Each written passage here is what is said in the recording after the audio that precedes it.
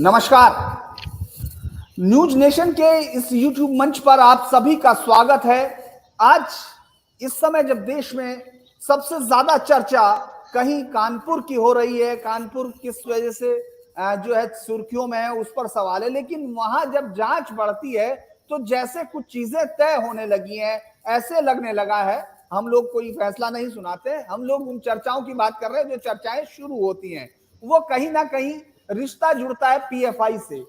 Saifullah son of Habibur Rahman, Mohammad Naseem, Mohammad Umar, तीन लोगों की अरेस्ट हुई जो सीएए में भी थे, यानी जो कानपुर दंगा है उसका रिश्ता भी जाकर कहीं ना कहीं जुड़ रहा है पीएफआई से।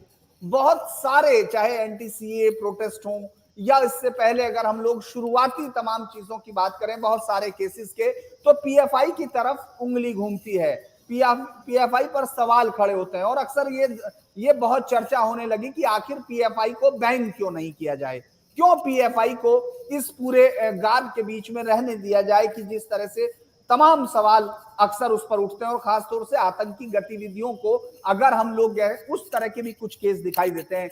ईडी केस रजिस्टर्ड करती है, यानी मनी लॉन्ड्रिंग से लेकर आईएसआईएस के साथ रिश्तों को लेकर इस पर पीएफआई पर सवाल होता है। आज हमारे साथ पीएफआई से जनरल सेक्रेटरी अनीस अहमद साहब जुड़ रहे हैं। वो इन तमाम चीजों पर अपने उनके जो विचार हैं वो सब रखेंगे और उनको इन तमाम सवालों से हम पूछना चाहेंगे कि आखिर पीएफआई कर क्या रहा है, पीएफआई इस देश में चाहता क्या है। इस तरह के सवाल हम उनसे शुरू करेंगे। मेरे साथ यासिर होंगे बंगलौर से और मेरे साथ रुमानुल्लाह खान जो हमारे इन्वेस्टिगेशंस के यहाँ दिल्ली का तमाम दिखते हैं, पूरे देश में इन्वेस्टिगेशन। आपका बहुत बहुत स्वागत है अनीस साहब, यासिर जी आपका और अनीस साहब। सबसे पहला यही है कि आखिर हर जगह पीएफआई क्यों है? जहां भी हम लोग शांति की बात करते हैं, केरल से शुरू हुआ संगठन, उत्तर प्रदेश, नॉर्थ ईस्ट, जहां भी हम लोग सवाल उठाते हैं तो आखिर पीएफआई पर क्यों पहुंचती हैं उंगलियां, सिरे, तार? देखिए, पिछले चंद सालों से अगर आप एक ट्रेंड देखेंगे तो इंडिया में कहीं पर भी अगर कुछ भी हुआ तो एक प्री डिफाइंड टेम्पलेट है, यानी कुछ होने से पहले ही लोग आपको बोल देंगे कि ये पीएफआई ने किया है। यानी इसमें कोई भी अभी से आपको और मुझे आश्चर्य होने की बात नहीं है। आज और आगे भी जाकर कुछ होगा, आप देखेंगे हर चीज में पीएफआई का नाम लाया जाएगा। मिसाल देख लीजिए, खरौली में भी आपने देखा सबसे पहले आकर इसके पीछे पीएफआई लिंक बताया गया, लेकिन वहां पर एसपी ने आकर कहा कि पीएफआई लिंक नहीं है। फिर आपको याद होगा खरगोन में भी पीएफआई लिंक बताया गया, कुछ भी पीएफआई लिंक वहां पर इंटायर इन्वेस्टिगेशन में कुछ भी पीएफआई लिंक नहीं है। इससे पहले आप सीए एनआरसी भी देखेंगे, पीएफआई को मास्टरमाइंड बताया गया, कुछ भी वहां पर। ये तो क्या हो रहा है कि प्री डिफाइंड एजेंडा है। अब सवाल होता है क्यों? नेचुरल बात है, लेकिन पॉपुलर फ्रंट ऑफ इंडिया का एक बहुत सारे फोकस एरिया में हम काम करते हैं। हमारा एक इम्पोर्टेंट फोकस एरिया है कि हमें लगता है कि इंडिया के लिए सबसे बड़ा एक खतरनाक पॉलिसी, एक आइडियोलॉजी जो है वो आरएसएस का जो है डिवाइडिंग हेट पॉलिटिक्स है, जो नफरत की सियासत वो कर रहे हैं। उस नफरत की सियासत और नफरत की आइडियोलॉजी के खिलाफ पॉपुलर फ्रंट ने डे 1 से अपना एक स्ट्रॉन्ग स्टैंड लिया है। और खुद आरएसएस मानती है, बीजेपी मानती है कि आज इंडिया में ग्राउंड में, फील्ड में उनका सबसे बड़ा ऑपोजिशन पॉपुलर फ्रंट है। दूसरे होंगे, ट्विटर पे होंगे, सोशल मीडिया पे होंगे, लेकिन ग्राउंड में आरएसएस को एक बहुत बड़ा ऑपोजिशन पॉपुलर फ्रंट है। तो अब जब ऐसा एक ऑपोजिशन है तो अब क्या लगता है, जब ये बीजेपी पावर में आएगी, जब एक आरएसएस के लोगों के हाथ में हुकूमत आएगी, क्या वो हमारे से लाइट बिहेव करेंगे? नहीं, वो हर चीज को इस्तेमाल करेंगे हमें टारगेट करने के लिए। वही हो रहा है। तो ये जो भी एलिगेशंस आ रहे हैं एक्सपेक्टेड है, ये पॉलिटिकल वेंडेटा है बीजेपी का हमारे अगेंस्ट। अनीस साहब 2022 चल रहा है, ये अनीस साहब 2022 चल रहा है और आपका कहना है कि पिछले कुछ समय से ये तमाम चीजें शुरू हुई हैं। आप याद कीजिए, अब से 10 साल पहले साल 2012 में कांग्रेस की सरकार थी केरल में, ओमन चांडी की सरकार ने हाईकोर्ट में बताया था कि पीएफआई सिमी के जैसा ही संगठन है। उन्होंने सरकारी हलफनामे में लिखा था कि पीएफआई के कार्यकर्ता 27 हत्याओं के मामले में शामिल हैं, 86 हत्या की कोशिश के मामले में और सांप्रदायिक प्रवृत्ति के 106 मामले में शामिल हैं। और इसके 2 साल के बाद ही साल 2014 में एक और हलफनामा केरल सरकार की तरफ से दाखिल किया गया, जिसमें कहा गया कि धर्मांतरण में पीएफआई जुटा हुआ है और साथ ही समाज का इस्लामीकरण करना चाहता है। ये तमाम चीजें 10 साल पहले से हैं, लेकिन अब पब्लिक डोमेन में इस पर चर्चा होने लगी है। क्या ये सही नहीं है? 10 साल पहले नहीं, 2007 से चल रहा है ये। सिर्फ 10 साल बच जाएगी, अब 2007 से ऐसे एलिगेशंस आ रहे हैं। अब पहली बात इसमें आप देखिए एलिगेशंस लगाना और एलिगेशंस प्रूव होना, ये दो बड़ी बातें हैं, समझे। केरला के अंदर जो है उस वक्त के चीफ मिनिस्टर ने कहा था कि 2020 को popular front of India Kerala को इस्लामी राष्ट्र बनाने वाला है। 2022 हो गया क्या इस्लामी राष्ट्र? नहीं हुआ ना। तो इस तरीके के एलिगेशन नहीं, इतना आसान थोड़ी है चाहने में और उसे अमली जामा पहनाना कोई आसान मामूली बात थोड़ी है कि मतलब आप कोई चाहेगा तो वो हो जाएगा ऐसे। लेकिन ये तमाम चीजें तो होती रही है, लेकिन अब मेरा सवाल ये है कि पब्लिक डोमेन में अब चर्चा में ये तमाम चीजें आने लगी हैं। एक आम आदमी भी पीएफआई के बारे में जानता है और इस बारे में कि पीएफआई की क्या आइडियोलॉजी है और किन चीजों में शामिल है उस पर वो चर्चा करता है। तो ये फर्क पिछले 10-12 साल में आया है, क्या इस बात को आप मानते हैं? 10-12 सालों में पॉपुलर फ्रंट ऑफ इंडिया की मकबूलियत और बढ़ गई है। 10-12 साल पहले हमें कोई जानता भी नहीं था, लेकिन अभी ये एलिगेशंस की वजह से आप देखेंगे इंडिया के अंदर गांव-गांव में लोग पॉपुलर फ्रंट को जान रहा है। हमारा ग्रोथ अगर देखेंगे, आप भी उस चीज से इनकार नहीं करेंगे। आज से 2007 में हम सिर्फ 3 स्टेट्स के अंदर थे, आज इंडिया के 18 स्टेट्स के अंदर है। तो हाँ, ये जो एलिगेशंस लगा रहे हैं, इन्होंने हमें एक इनडायरेक्ट पब्लिसिटी दिया है, लेकिन लोग जब इस एलिगेशंस के बारे में रिसर्च करते हैं उन्हें पता चलता है कि इसके पीछे कुछ भी नहीं है। और इसीलिए आप देखते हैं पॉपुलर फ्रंट की मकबूलियत और सपोर्ट इंक्रीज हो रहा है, क्योंकि पब्लिक रिजेक्ट कर रही है एलिगेशंस। लेकिन अनीश भाई एक बात ये भी है, जब 2006 में शुरुआत हुई पॉपुलर फ्रंट ऑफ इंडिया की, तो उस समय जो है नेशनल डेमोक्रेटिक फ्रंट था, कर्नाटक के कुछ संगठन थे और आरोप ये भी लगा कि सिमी को जो बैन किया था उसके वर्कर्स भी आपसे जुड़े थे। क्या ये सही है, वो जुड़े? देखिए, इसमें एक वेरी इंपॉर्टेंट चीज है, सिमी रिग्रुपिंग जो है हमारे पर एक बहुत पुराना एलिगेशन है। सिमी बैन हुआ 2001 में और पॉपुलर फ्रंट ऑफ इंडिया जो है 3 संगठनों को मिलाकर बनाया गया, एनडीएफ, केएफडी और एमएनपी। तो एनडीएफ जो है शुरू हुआ 1994 में, तो एनडीएफ शुरू हुआ 1994 में और सिमी बैन हुआ 2001 में। तो सिमी बैन होने से पहले ही एनडीएफ कैसा बना? तो इसका मतलब जो रीग्रुपिंग के बारे में बता रहे थे, यानी 1994 में ही सिमी का रीग्रुपिंग हो गया क्या? तो ये गलत बात है। ये असल में लोग हिस्ट्री नहीं जानते, वो लोग ऐसी बात कहते हैं। तो पॉपुलर फ्रंट के अंदर अभी आपने कहा कि क्या पॉपुलर फ्रंट के अंदर सिमी के लोग जोड़ेंगे? पॉपुलर फ्रंट के अंदर जो है, अगर जो आदमी देश की आइडियोलॉजी को नहीं मानता, देश के कॉन्स्टिट्यूशन को नहीं मानता, उन्हें पॉपुलर फ्रंट के अंदर जगह नहीं है। पॉपुलर फ्रंट के अंदर कांग्रेस वाले भी मिलेंगे, पॉपुलर फ्रंट के अंदर आपको एक्स सीपीएम वाले भी मिलेंगे, पॉपुलर फ्रंट के अंदर अलग अलग पॉलिटिकल पार्टी के लोग आपको मिलेंगे। लेकिन कंडीशन ये है, आपको देश के संविधान को मानना होगा, वो कंडीशन है। तो मैं कुछ लोगों के नाम आपको दे देता हूं। ई.एम. Abdul Rahman Sahab, former chairman and ECM PFI position में है। All India general secretary SIMI 1980, 81, 1982, 83 and former state president SIMI, ये आपके यहाँ है। Professor P Koya, national vice chairman PFI, ये अंसार थे सिमी के 1978-79। E Abu Bakar, all India president SDPI, Kerala state president SIMI के थे 1982-84। P Abdul Hameed, former state general secretary PFI, state secretary SIMI 86-87। Mohammad Ali, SCM PFI, former Malappuram DCM SIMI. K Sadat, state general secretary अंसार SIMI 1994। मैं इस list को पढ़ता चला जाऊंगा, ये लिस्ट बहुत लंबी है, लेकिन आप अभी बोल रहे हैं जिस संगठन पर राष्ट्र विरोधी गतिविधियों के तहत कोर्ट से ऑर्डर है, मतलब आप अगर संविधान की बात करते हैं तो हम कोर्ट के ऑर्डर की बात कर रहे हैं, वहां लगा, उसके बावजूद आपके ये की फिगर्स हैं, ये जो मैंने नाम लिए ये की फिगर्स हैं, तो आपको लगता है इनके साथ रिश्ता नहीं है? ये बहुत कम नाम आपने बताया और बहुत होंगे, लेकिन दूसरे लोगों का मैं पॉपुलर फ्रंट का नेशनल जनरल सेक्रेटरी हूं, मैं सिमी में था क्या? इसका मतलब क्या है? सिर्फ सिमी के लोग ही नहीं होंगे। देखिए, ये जितने लोगों का नाम आपने बताया, क्या ये लोग सिमी बैन होने के वक्त सिमी में थे? नहीं, ये सब लोग जो है 30 इयर्स में सिमी रिटायर हो जाते हैं, उससे पहले थे, यानी जब सिमी बैन नहीं था उस वक्त सिमी में थे। वही मैं कह रहा हूं। हाँ, हमारे पॉपुलर फ्रंट के अंदर ऐसे लोग हैं जो लोग अपने यूथ में सिमी में थे। पॉपुलर फ्रंट में ऐसे लोग भी हैं जो अपने यूथ में कांग्रेस में थे, जेडीएस में थे, सीपीएम में थे, अलग अलग। तो आप पॉपुलर फ्रंट को हर किसी का रिग्रुपिंग नहीं कह सकते। अगर आप सिमी के चंद लोगों की वजह से सिमी रिग्रुपिंग हो जाता है, तो कांग्रेस या जेडीएस के चंद लोगों होने की वजह से कांग्रेस या जेडीएस रिग्रुपिंग का भी आप थियरी ला सकते हैं। चलिए, एक सवाल मैं पूछना चाहता हूँ। जुड़े हैं आप, साथ ही ये भी कह रहे थे जी, यासिर आप सवाल कीजिए। तो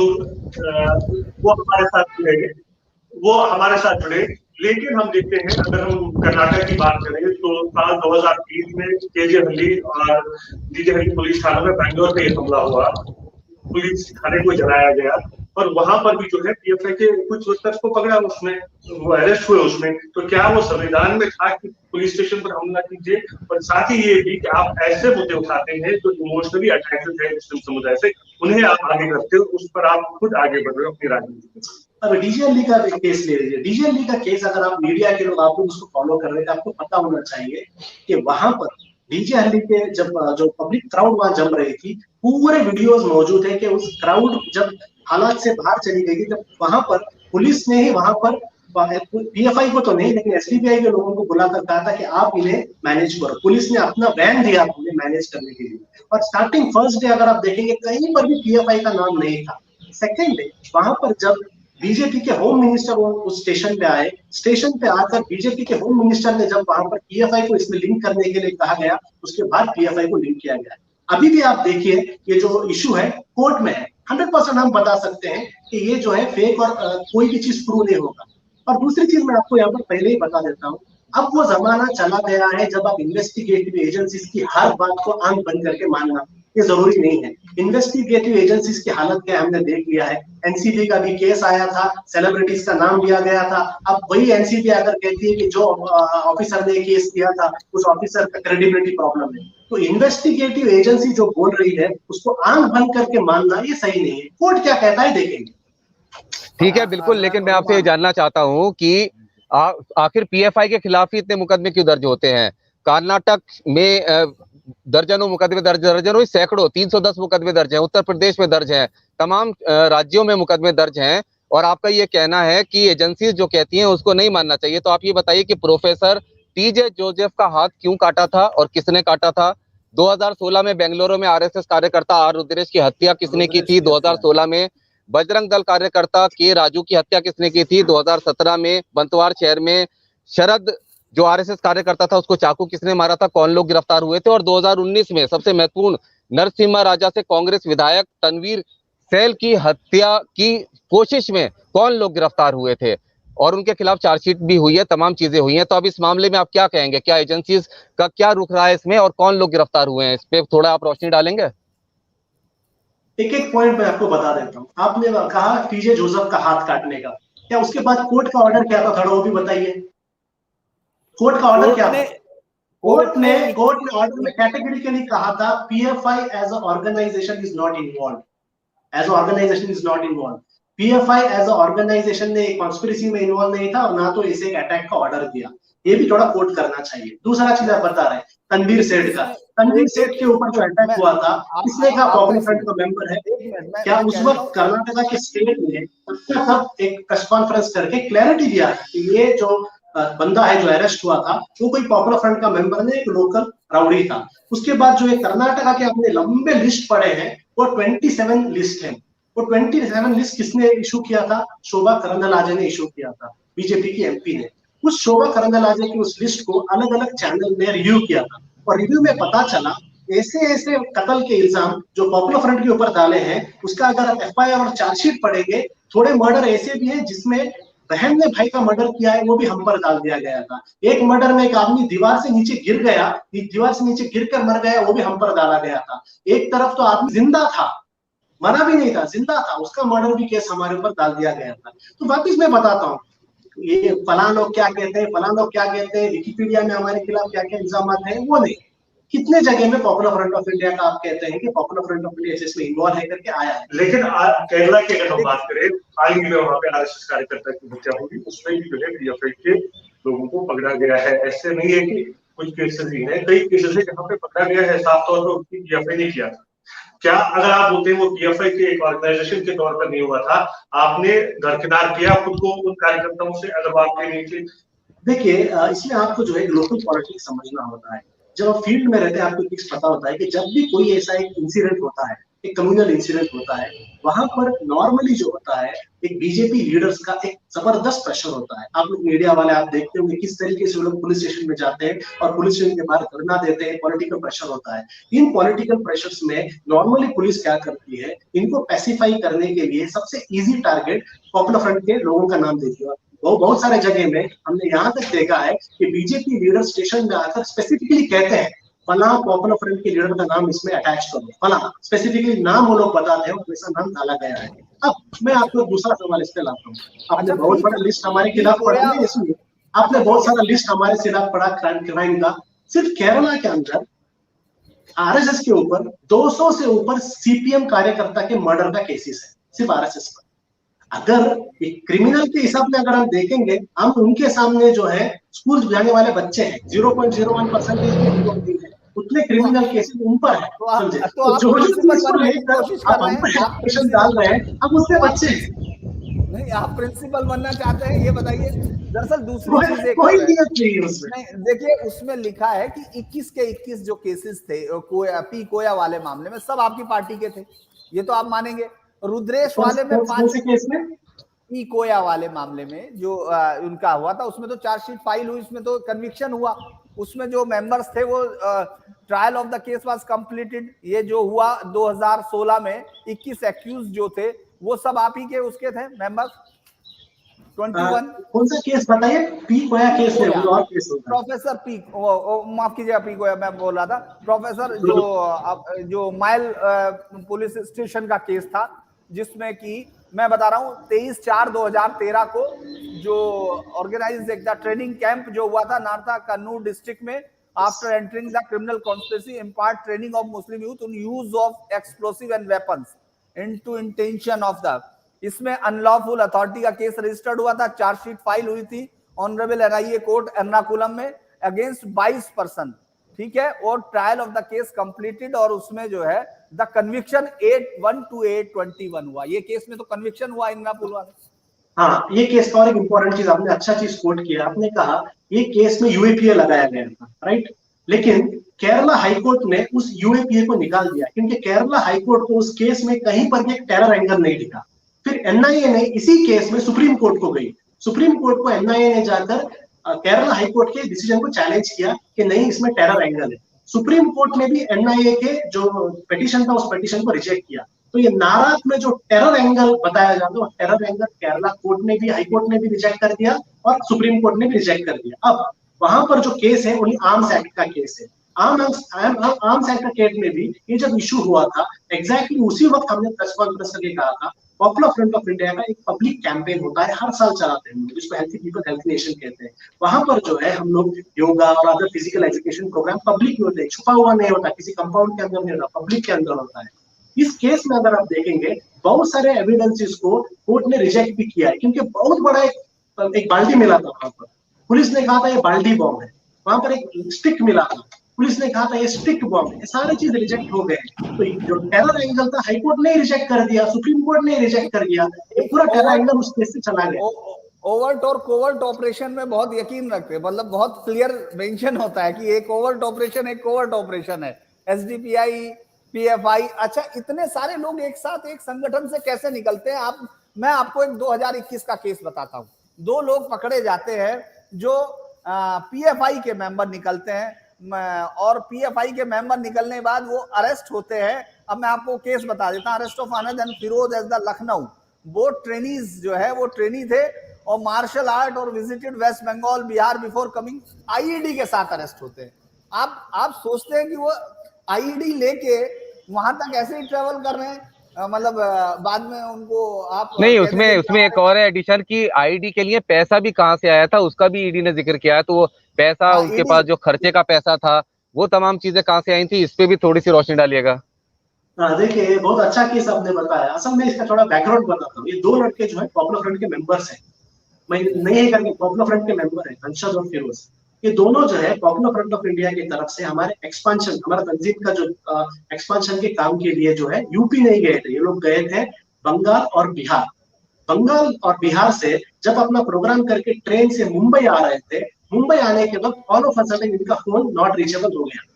ये कहाँ पर है पता नहीं चला। जब मुंबई पहुंचने वाला कि मुंबई नहीं पहुंचे, इनके फैमिलीज ने जाकर पुलिस स्टेशन में कंप्लेंट किया। कंप्लेंट करने के बाद जो है आफ्टर 4 डेज यूपी पुलिस इनको पब्लिक के सामने लाती है, कहती है कि ये लोग बैग में आईईडीज लेके घूम रहे थे, बैग्स में आईईडीज लेके घूम रहे थे, एक्सप्लोजिव्स लेके घूम रहे थे। एक जबरदस्त स्टोरी बनाई जा रही है। बना लो, जो लोग यूपी गए भी नहीं, उनका ट्रेन जो है यूपी बिहार से जब आ रहे थे, यूपी पास होकर कहाँ जा रहा था, मुंबई जा रहा था। हमने तभी प्रेस कॉन्फ्रेंस करके बुलाया, ये कुछ नहीं है, एक पॉपुलर फ्रंट ऑफ इंडिया के खिलाफ एक जबरदस्त केस बनाने का मामला है। आप जानते हैं एमएचए में, मिनिस्ट्री ऑफ होम अफेयर्स में एक स्पेशल टीम बैठाई गई है, जिस टीम का काम ये है कि पॉपुलर फ्रंट ऑफ इंडिया, ये exactly popular front of India को किस तरीके से फ्रेम किया जाए। एक तरफ से ईडी आता है, एक तरह से इनकम टैक्स आता है, एक तरफ से एनआईए आता है, एक तरफ से यूपी अनिस साहब इसमें आपकी एक्सपर्टीज है, इसमें आपकी एक्सपर्टीज है कि अनिस साहब, रुमान ने जो है, रुमान ने बहुत अच्छा एंगल लाया। वो एंगल रुमान ने जो लाया था वो था फिनेंस का। अब मैं आपको ईडी का चार्जशीट भी बताता हूँ। ईडी के चार्जशीट में बताया गया है कि ये जो लड़का है अंशर, उसको एक्सप्लोजिव परचेस करने के लिए पॉपुलर फ्रंट ने 3.5 लाख रुपए दिए। लेकिन ईडी वेरी कन्वीनियंटली क्या कर देता है, ड्यूरेशन पता नहीं रहा है। वो ड्यूरेशन क्या है, ये अंशर जो है हमारे तंजीम का एक स्टाफ था। ये पूरा 3.5 लाख वन टाइम पेमेंट नहीं, उसको महीने महीने में जो 12 या 10 या 15,000 सैलरी मिल रहा था 3-4 सालों का, वो पूरा टोटल करके बता रहे हैं कि 3.5 लाख। पहला चीज। सेकंड, ये वही ईडी थी जो कह रहे थे कि पॉपुलर फ्रंट को 120 करोड़ रुपए आए, और अभी आप देख रहे हैं वही ईडी कह रही है 60 करोड़ आए, यानी 120 करोड़ से 60 करोड़ तक पहुंच गए। ये रिलायबल है, 2 साल में 50% हो गया। अरे अनिस साहब, मैं वही कह रहा था कि पीएफआई को बहुत इंपॉर्टेंट बात है, पीएफआई को क्या बताना है क्या छुपाना है, बहुत एक्सपर्टीज है इसमें। आपका तो अबू धाबी में रेस्टोरेंट भी है सर, कभी वहां पे जाके खाना खाया आपने? बहुत अच्छा सुना मिलता है, दिल्ली दरबार रेस्टोरेंट जिसके बारे में छुपा रखा था, कागजातों से पता चला कि रेस्टोरेंट है वहां पर एक अबू धाबी में। अबू धाबी में नहीं, मुनार में भी है। मुनार में भी जो है होटल है, जो आपका कार्यकर्ता है मोहम्मद अशरफ, उनका होटल है, और उनका ही अबू धाबी में है। कहा जा रहा है कि इसी के जरिए जो है पैसा जो ब्लैक में आता है उसको वाइट किया जाता है, क्योंकि आप ज़कात के नाम पे पैसे जमा करते हैं, आपने अपने वेबसाइट में जो है अकाउंट नंबर दिया है, वहां पे पैसे आते हैं, तो उस पैसे को आप इसमें इस्तेमाल करते हैं पीएफआई में। अभी मैं जो रुमान ने कहा उसका एक इंटरेस्टिंग चीज आपके सामने रखा हूं। पहले बार जब रेड हुआ, ईडी ने इसको क्या कहा था कि अबू धाबी में पॉपुलर फ्रंट का बार चल रहा है, दरबार नहीं कहा था, बार चल रहा है। क्यों पता है आपको? क्योंकि एक मुस्लिम संगठन है, एक मुस्लिम संगठन बार चलाना बहुत बड़ी बात है। उसके बाद सेकंड आकर कर रहे हैं, बार नहीं है दरबार होटल है करके उन्होंने उसके बाद कहा। नहीं, मैंने निकाह आपसे बार है, मैं तो चार्जशीट में तो दरबार होटल का जिक्र है। आपने नहीं कहा, ईडी ने कहा। आप सिर्फ ईडी को कोट कर रहे हैं, आप थोड़े नहीं कहा। उसके बाद नहीं, मैंने बार कहा ही नहीं, मैंने तो कहा चार्जशीट में सिर्फ होटल है, उसमें खाना खाने की बात कही।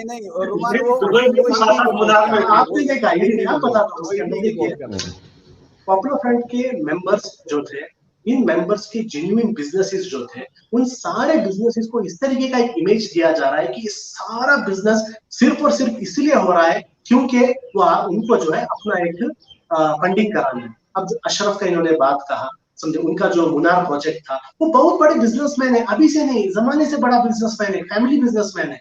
उनका बहुत पहले से इन्वेस्टमेंट करके उन्होंने अबू धाबी में अपना एक इन्वेस्टमेंट, उन्होंने एक बिजनेस किया था। यहाँ पर मुनार में जो है उनका एक बिजनेस चल रहा है। वो अकेले नहीं है, बहुत सारे दूसरे लोग भी हैं उसके अंदर, नॉन मुस्लिम्स भी हैं, मिलकर वो लोगों ने एक प्रोजेक्ट चला रहे हैं। अब देखिए, कहीं पर भी अगर आपको एक ऑर्गेनाइजेशन को डिफेंड करना है, वेरी सिंपल है, आपको क्या करना है कि स्टोरी बनाना है। अब ईडी का चार्जशीट पढ़िए, वो चार्जशीट में स्टोरी कैसा है कि ये लोग मिलकर एक बहुत बड़ा प्रोजेक्ट कर रहे हैं, वो प्रोजेक्ट से जो भी पैसा आएगा वो पैसा पॉपुलर फ्रंट के लिए इस्तेमाल होगा। पहला चीज, कितना पैसा आया, वो पैसा कहाँ इस्तेमाल होगा, मनी ट्रेल क्या है, ये आपको कहीं पर भी पूरे चार्जशीट में आपको मिलने वाला नहीं है। मैं वही बताता हूँ वापस यहाँ पर कि देखिए, स्टोरी बनाने में हम भी एक्सपर्ट हैं। अगर आप हमें चार्जशीट बनाने के लिए बोलेंगे, उससे अच्छा हम भी बना देंगे, आप भी बना देंगे स्टोरी। नहीं, वैसे तो अभी भी आसान चीज है, आप अच्छी वैसे भी बना रहे हैं, मुश्किल चीज है। आप अभी भी ईडी का प्रॉब्लम, ईडी का बताता हूँ, ईडी का कन्विक्शन रेट क्या है इंडिया में? ईडी का कन्विक्शन इंडिया में 96% है, 4% कन्विक्शन रेट, यानी 96% टाइम ईडी फेल हुआ है। क्यों? क्योंकि 96% केस फेक है। तो इस ईडी का क्रेडिबिलिटी क्या है? एनआईए का कन्विक्शन रेट ठीक है कि नहीं है, ये बताइए, फिर मैं एनआईए का बताता हूं आपको। आईएसआई उमर अल हिंदी का केस है, जो केस क्रिमिनल कॉन्स्पिरेसी हैच की गई थी तमिलनाडु, याद होगा आपको, केरला और तमिलनाडु में, आपको अच्छे से याद होगा। डाइस का केस है, तो 5/2016 का है, कोची का है, आपको याद होगा। इसमें 2 लोग पकड़े गए थे, जो सफवान मनसीद मोहम्मद कुमाल A1 और अदर एक्यूज पर्सन नेमली सफवान था, जो हार्डकोर पीएफआई एसडीपीआई के एक्टिविस्ट थे, और ये कतर गया था और इन सब का। तो इस केस में आपको क्या लगता है कि ये भी निर्दोष पकड़े गए? देखिए, ये लोग निर्दोष है या दोषी है कोर्ट प्रूव करेगा, क्योंकि अभी कुछ चल रहा है। लेकिन वापिस ये केस में भी अगर आप देखेंगे, एक आईएसआईएस का जो केस था, इस आईएसआईएस के केस में भी पॉपुलर फ्रंट को ट्रैक करने की कोशिश की गई थी। आपको मैं यहाँ पर आपके चैनल के माध्यम बताता हूँ, पॉपुलर फ्रंट इंडिया में पहला मुस्लिम संगठन था जिसने आईएसआईएस के अगेंस्ट एक पब्लिक कैंपेन किया था। हम ही थे जिसने सबसे पहले कहा था। ये दोनों मेंबर हैं कि नहीं आपके? ये दोनों नहीं, उसमें आप देखेंगे नहीं, उस वक्त हमारे स्टेट ने भी डिनाई किया था। अच्छा, तो मैं आपको बताता हूँ, देखिए, मैं आपको बताता हूँ क्या हुआ था। एक छोटा सा आप जवाब दीजिएगा, आपके मैं सारी सुनूंगा, बस मैं थोड़ा सा ये बता दूं ताकि क्वेश्चन क्लियर हो जाए आपको। ये जो है member of PFI frontal organisation India fraternity forum, he was also active online propagating radicalized Islamic ideology. He was also one of the administrator of group SDPI Kerala, Facebook के उस पर था। सफवान जो है वो नेशनल डेवलपमेंट फ्रंट से 2006 तक रहा, active member with Vayalatur unit है, और 2011 में जबकि रिनेम्ड हुआ popular front, he was the continue active member of new organisation. ये आप उसको मानते हैं कि नहीं, क्योंकि he was working with the Thejas daily? देखिए, एक आदमी अगर पॉपुलर फ्रंट में था, पहले था, और आइडियोलॉजिकली डिफरेंस की वजह से पॉपुलर फ्रंट छोड़ जाते हैं, छोड़ने के बाद वो किसी ऐसे चीजों में जुड़ जाते हैं, हम उसका आंसरेबल नहीं होते। क्योंकि क्या होता है कि बहुत से लोग, ये जो केस है, आपने सिर्फ 2 लोगों का नाम बताया, इसमें और लोगों का भी नाम है, उसमें और लोगों का भी नाम है, उनका भी उस वक्त भी और लोगों का भी नाम है उसमें, जिनका पीएफआई लिंक बताया गया था जी, और भी लोगों का नाम है। लेकिन उसमें आप देखेंगे, नहीं और थोड़े, उसमें क्या किया था, उसी वक्त केरला स्टेट ने जो है प्रेस कॉन्फ्रेंस करके क्लियर एक आदमी का क्लैरिफिकेशन दिया था कि ये लोग 30 साल तक पीएफआई में थे, उसके बाद आइडियोलॉजिकल डिफरेंसेस की वजह से वो लोग हमारे अंदर नहीं है। लेकिन लोग आते हैं पीएफआई में, वो कुछ एक्सपेक्ट करते हैं, उनको लगता है कि एक डेमोक्रेटिक ऑर्गेनाइजेशन है, यहाँ पर उनका एक्सपेक्टेशन कामयाब नहीं होता, वो लोग छोड़ के चले जाते हैं। अब एक आदमी एक बार एक जमाने में हमारा मेंबर था, छोड़ के चला गया, उसके बाद वो क्या क्या करते हैं, हम उसका रिस्पॉन्सिबिलिटी नहीं ले सकते, वो इंडिविजुअल का। ये सारी चीजें हमने आपकी, मैं सुन रहा हूं, आप जवाब दे रहे हैं उनके बाद, क्योंकि आप अदालत की कार्रवाई को बहुत अच्छे से समझ गए हैं, क्योंकि मैंने फिर ओवर्ट और कोवर्ट में है।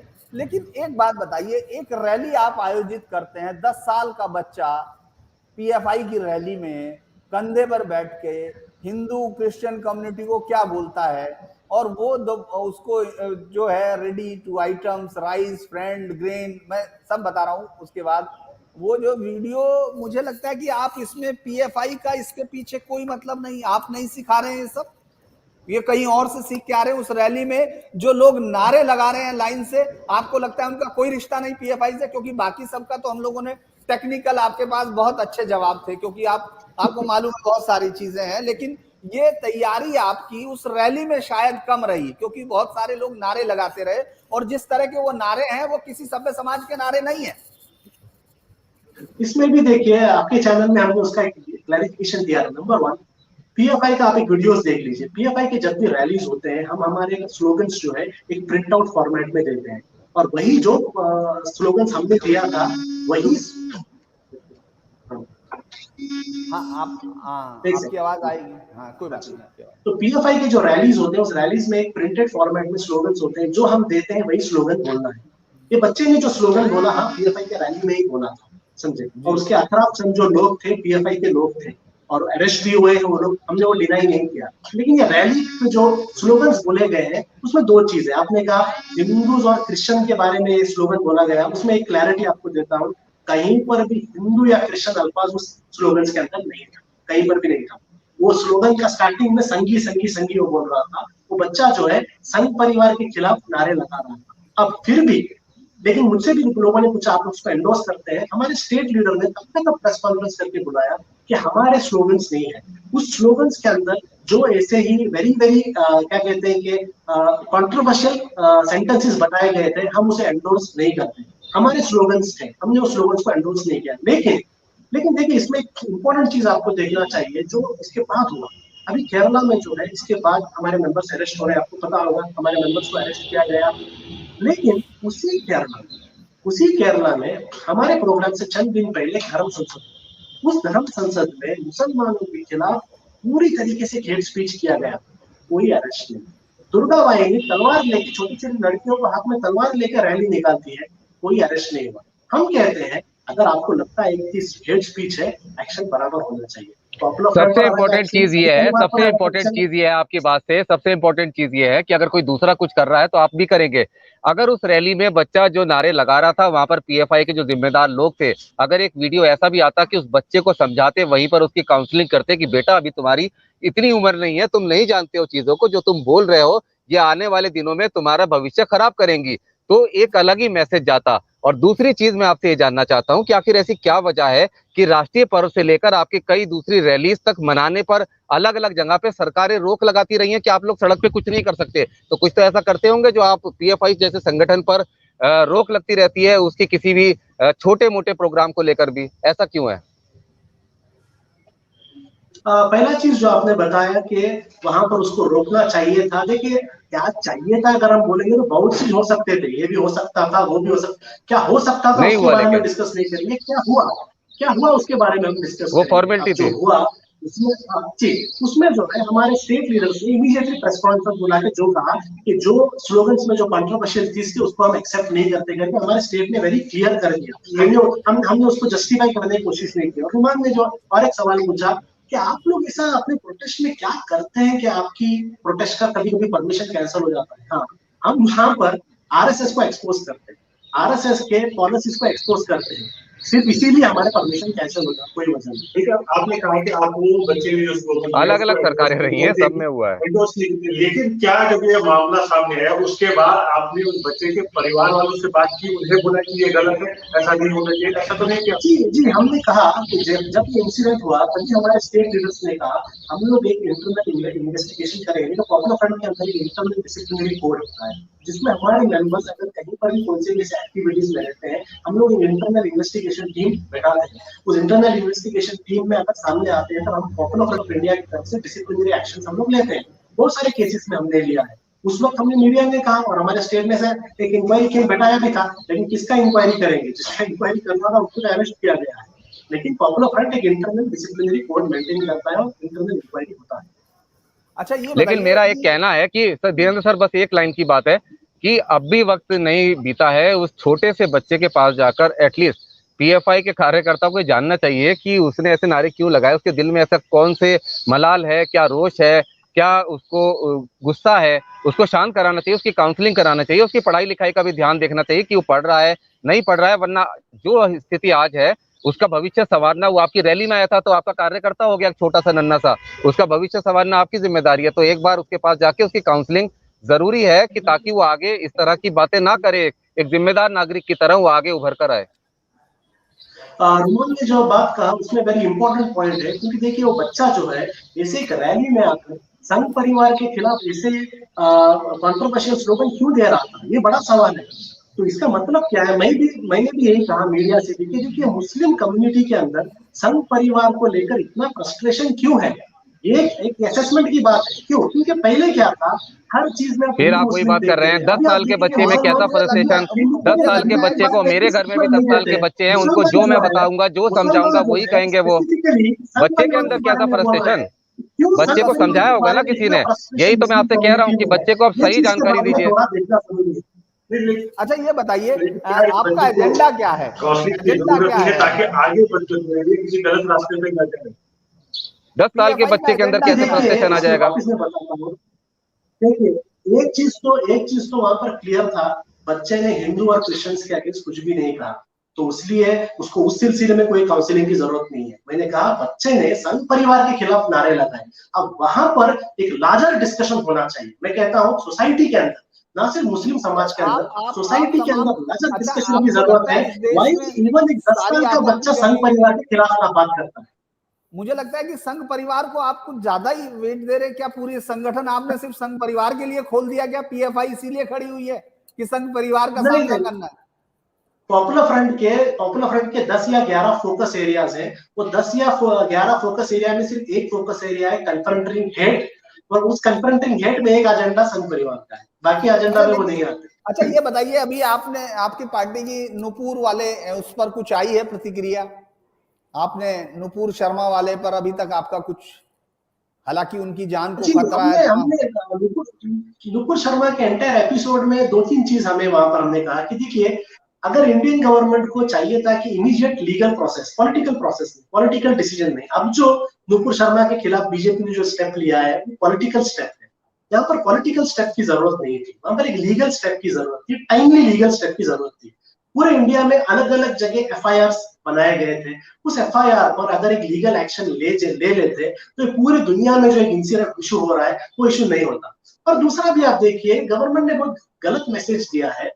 जब इंडिया के मुसलमान और सेक्युलर लोग और अलग अलग लोग, हिंदूज भी जब कंप्लेन कर रहे थे कि भाई ऐसा नहीं होना चाहिए, ये देश का हालत खराब कर देंगे, उन पर एक्शन लेना है, गवर्नमेंट ने कुछ नहीं किया। इमीडिएटली बाहर एक कंट्री में ट्विटर ट्रेंड आ जाता है, बाहर के चंद कंट्रीज में थोड़ा प्रेशर आ जाता है और गवर्नमेंट इमीडिएट एक पॉलिटिकल एक्शन लेती है। ये गलत मैसेज जा रहा है। गवर्नमेंट को देश के लोगों की ज्यादा फिक्र करनी चाहिए पहले, उसके बाद बाहर वाले क्या सोचते हैं उसकी फिक्र करनी चाहिए। तो यहाँ पर लीगल डिसीजन, पॉलिटिकल डिसीजन से पहले उनको जो थ्रेट दे रहे हैं उनके लिए आप कुछ कहेंगे, जो थ्रेट दे रहे हैं जान की, उसको तमाम संगठन? देखिए, किसी को भी जान की थ्रेट देने की यहाँ पर हक नहीं है। यहाँ पर एक लीगल प्रोसेस है, लॉ है। आप कोर्ट में जाइए, पुलिस स्टेशन में जाइए, एफआईआर रजिस्टर कीजिए, पुलिस है उसके लिए, वो काम पुलिस करेगी। घर में बैठ के लोग डेथ थ्रेट देंगे, ये जो चीजें हैं हमारे जैसे मुल्क के लिए ये क्या कहते हैं कि अप्रोप्रिएट नहीं है, जगह भी नहीं है। यानी कि आपको पुलिस और जुडिशरी पे पूरा भरोसा है, आप कह रहे हैं कि वो सिक्योरिटी देंगे, वो पूरा भरोसा है, आप जाइए पुलिस में कंप्लेंट किए। लेकिन आप खुद ही बोलते हैं कि नहीं, पुलिस जो है वो सही से काम नहीं कर रही है, इसी सही से काम नहीं कर रही है। एक तरफ आप खुद बोलते हैं कि पुलिस में जाइए, पुलिस कर रही है, दूसरी तरफ खुद आप कंट्राडिक्ट कर रहे हैं, बोल रहे हैं नहीं ये सही जांच नहीं करती। देखिए, एग्जाम्पल ऐसा ही हुआ, गवर्नमेंट का अस्पताल है, अगर उस अस्पताल में पेशेंट नहीं आते तो क्या अस्पताल बंद करेंगे? बंद तो नहीं कर सकते ना, अस्पताल है, चालू ही रहना। उसी तरीके से कॉन्स्टिट्यूशन है, कॉन्स्टिट्यूशन में प्रिंसिपल्स है, कॉन्स्टिट्यूशन में पुलिस किस तरीके से काम करना बताया गया है, गवर्नमेंट किस तरीके से काम करना बताया गया है। गवर्नमेंट, पुलिस अपना काम नहीं करती है इसलिए हम लोग कॉन्स्टिट्यूशन को नहीं मानेंगे, ऐसा नहीं कह सकते ना। जब तक कॉन्स्टिट्यूशन है, हमारी उम्मीद होनी चाहिए पुलिस और गवर्नमेंट को, हम लोगों को जाकर ये बार बार बताना चाहिए कि आप अपना रिस्पॉन्सिबिलिटी कीजिए। उसमें आप एक तरीका है कंप्लेंट फाइल करके, दूसरा बहुत सारा डेमोक्रेटिक प्रेशर बिल्डअप कर सकते हैं, लेकिन पुलिस और गवर्नमेंट को अपना काम करना चाहिए। एक आखिरी सवाल ये है कि आखिर इतने सारे केसेस में, इतने सारे में सब आप हैं जिसमें आपके मेंबर कन्विक्ट हो जाते हैं, आप कहते हैं कि ये पूरा देखिए संस्था नहीं कही, और जिसमें कन्विक्शन नहीं उसमें कहते हैं अभी कोर्ट हुआ है। कोई तो कारण होगा कि इतना ज्यादा आपके ही लोगों पर उंगली उठ रही है, बाकी सब पे कहां से इतनी उंगलियां हैं? आप बताओ किसी और संगठन, क्योंकि जो जमात उलेमा हिंद है या बहुत सारे संगठन है, मुस्लिम संगठन बहुत सारे हैं, उनको कोई इस तरह से किसी को नहीं, क्यों संघ का आप नाम लेके जिस रास्ते से बचने की कोशिश कर रहे हैं, आखिर इतने सारे आप ही पर क्यों है एलिगेशन? आप पर तो लोग ये सवाल करते हैं बैन तक लगाया जाना चाहिए। देखिए, वापिस इसमें सिंपल पॉइंट है जो मैंने कहा, आपको प्रॉब्लम कौन क्रिएट कर रहा है, समझे? अगर आप खामोश रहेंगे, अगर आप जो सामने जो प्रॉब्लम्स चल रहा है उस प्रॉब्लम्स के बारे में बात नहीं करेंगे, आपको कुछ भी नहीं होगा, समझे? यहाँ पर जब आरएसएस की पॉलिसीज होते हैं, कम्युनल पॉलिसीज होते हैं, उस कम्युनल पॉलिसीज के खिलाफ जब आप बात करना शुरू करते हैं, आप पर अटैक्स होंगे ही।